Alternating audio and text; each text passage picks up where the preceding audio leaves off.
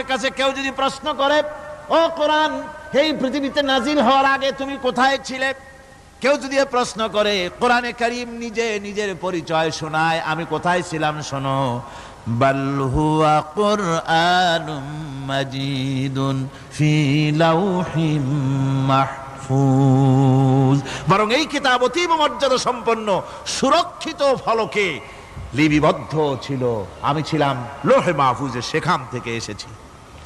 যদি কেউ প্রশ্ন করে, কোরআন কি কোরআন, তুমি কার উপরে অবতীর্ণ হয়েছ? জবাব কোরআন নিজেই দেয়, ওয়া আমিনু বিমা নুজিলা আলা মুহাম্মাদ ওয়া হুয়াল হাক্কু মির রাব্বিহিম। ঈমান আনো সেই জিনিসের উপরে যেটা মুহাম্মদ সাল্লাল্লাহু আলাইহি ওয়াসাল্লামের উপর অবতীর্ণ হয়েছে।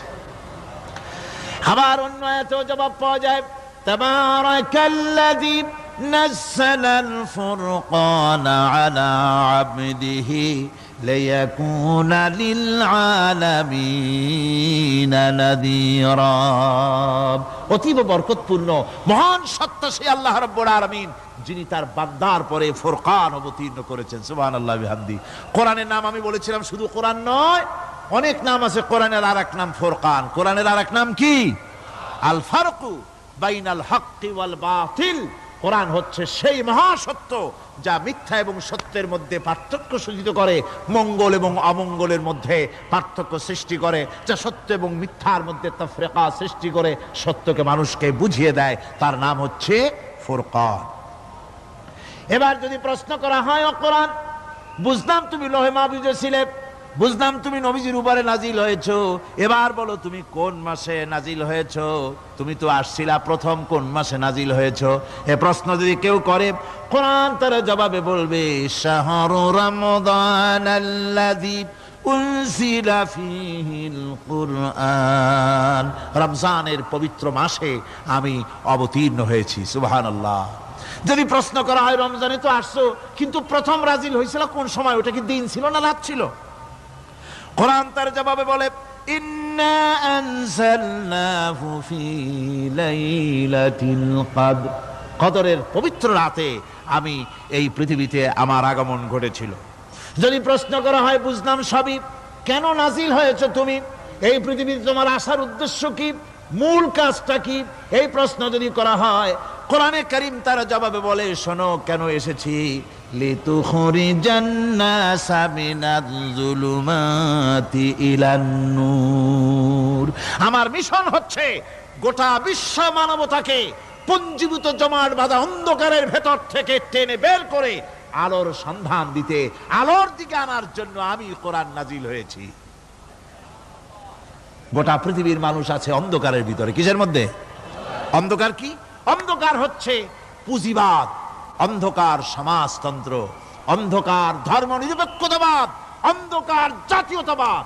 মানুষের তৈরি করা যত মতবাদ সব কি? জোরে কোন, সবগুলি কি? অন্ধকার।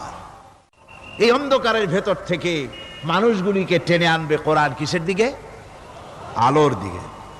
এবার যদি প্রশ্ন করা হয়, বুঝলাম তুমি অন্ধকার থেকে আলোর দিকে নিয়ে আসবে, আলোর দিকে আসলে পরে ফায়দাটা কি হবে? মূল ফায়দাটা বুঝায় দাও, আসল ফায়দা কি হবে তোমারে যদি মানি? কোরআন তার জবাব দেয়, নিজের পরিচয় নিজে তুলে ধরে, ফামান তাবিআ হুদায়া ফালা খাউফুন আলাইহিম ওয়ালা হুম ইয়াহজানুন। এই কোরআনকে যদি মেনে চলো, এই কোরআনের আইন যদি মানো, সমাজে মানো, ব্যক্তিতে মানো, পরিবারে মানে, রাষ্ট্রে মানো, জীবনের সব ক্ষেত্রে সমস্ত জায়গায় যদি এই কোরআনকে মেনে চলো, ফালা খাউফুন আলাইহিম, তাহলে তোমাদের কোনো ভয় থাকবে না, ওয়ালা হুম ইয়াহজানুন, কোনো চিন্তাও থাকবে না। কিসের ভয় থাকবে না?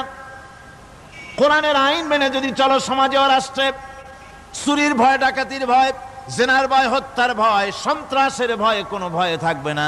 ওয়ালা হুম ইয়াহজানুন, চিন্তাও থাকবে না। খাওয়া পড়া, শিক্ষা, চিকিৎসা, বাসস্থান, এগুলির কোনো চিন্তা থাকবে না। কোরআনের সমাজে সব কিছুর গ্যারান্টি দেওয়া হবে, সবগুলি পেয়ে যাবে।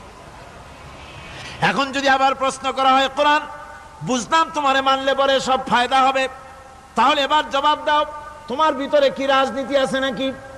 আমি তো মানুষ, আমার রাজনীতি করা লাগে। Man is social animal. আমরা তো জঙ্গলের পশু নই, আমরা তো মানুষ। আমাদের সমাজ আছে, আমাদের পৌর নির্বাচন আছে, আমাদের জাতীয় নির্বাচন আছে, আমাদের কলকারখানা আছে, জমিন আছে, আমাদের রাজনীতি, অর্থনীতি, সমাজনীতি আছে, পারিবারিক নীতি আছে, অনেক নিয়ম মালা আছে, নিয়ম নীতি আছে। তোমারে মানলে তোমার ভিতরে কি ওগুলো আছে নাকি সে কথা বলো। কোরআন তার জবাবে বলে وَنَزَّلْنَا عَلَيْكَ الْكِتَابَ تِبْيَانًا لِكُلِّ شَيْءٍ وَهُدًى وَرَحْمَةً وَبُشْرَى لِلْمُسْلِمِينَ। কোরআন জবাবে বলে শুনে রাখো, শুধু অর্থনীতি সমাজনীতি নয়, শুধু রাজনীতি আর শিক্ষানীতি যুদ্ধনীতি নয়, তোমার জীবনে যা কিছু দরকার, ইহকালে যা কিছু দরকার, পরকালে সব কথাগুলি আল্লাহ রব্বুল আলামিন আমি কোরআনের সিনার ভিতরে খুলে খুলে বর্ণনা করে দিয়েছেন। সব কথা এ কোরআনে কারীমের ভিতরে রয়েছে। তোমার এমন কোনো জিনিস নাই যা তুমি কোরআনে কারীমের মধ্যে পাবে না। তোমার সমস্ত প্রয়োজন আমার বুকের মধ্যে আল্লাহ দিয়ে দিয়েছেন। বিজ্ঞান আছে, দর্শন আছে, ইতিহাস আছে, সব আছে এর মধ্যে। তবে কোরআনের মধ্যে বিজ্ঞান আছে বলে আমি এটাকে বিজ্ঞানের কিতাব বলবো না, দর্শন আছে বলে দর্শনের কিতাব আমি বলবো না, রাজনীতি আছে বলে কোরআনকে আমি রাজনীতির কোনো কিতাব বলবো না। কোরআন তাহলে কি? কোরআন হচ্ছে অর্থনীতি, সমাজনীতি, রাজনীতি, পারিবারিক নীতি, মানুষের জীবনের যা কিছু প্রয়োজন, সমস্ত নীতি মালার নীতি গ্রন্থের নাম হতেছে কোরআনে কারীম। সমস্ত নীতিমালার নীতি গ্রন্থ কোরআন। এখানে রয়েছে সব কিছুর উৎস, যেটা গ্রহণ করলে পরে মানুষ আরামে থাকতে পারবে। অমুসলিম নাগরিক বৃন্দ তাদের নাগরিক মর্যাদা পাবে।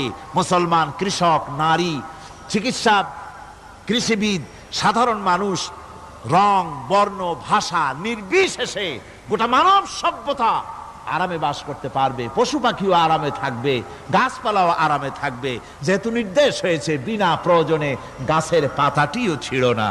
ইসলামের সমাজ যদি চালু হয়, গাছেরাও আরাম পাবে, পাহাড়ও আরাম পাবে।